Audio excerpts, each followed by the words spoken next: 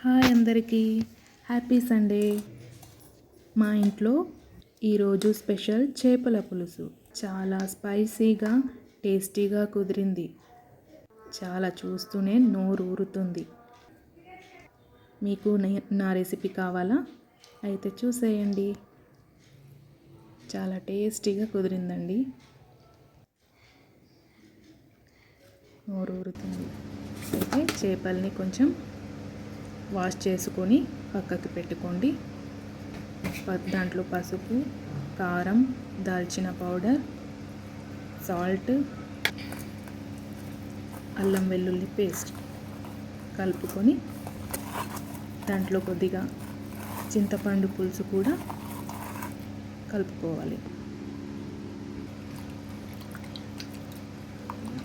అయితే అరగంట సేపు పక్కన పెట్టేసేయాలి కలుపుకొని. తర్వాత ఉల్లిగడ్డ, వెల్లుల్లి వేయించి పెట్టుకొని గ్రైండర్ పట్టేసుకోవాలి.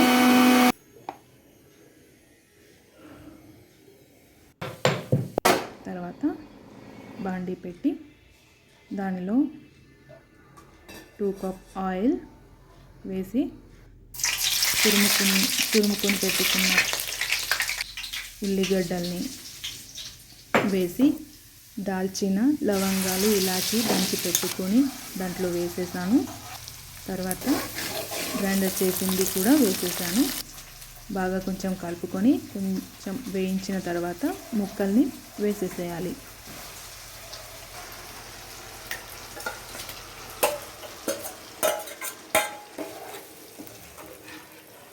ముక్కల్ని వేసేసుకొని కొంచెం విరగకుండా జాగ్రత్తగా కలుపుకోవాలి.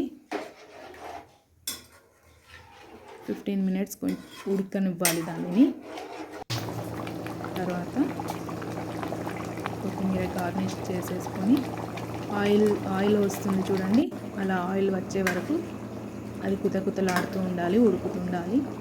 తర్వాత కొత్తిమీరని వేసేసుకొని దింపేసుకొని తినేసేయడమే.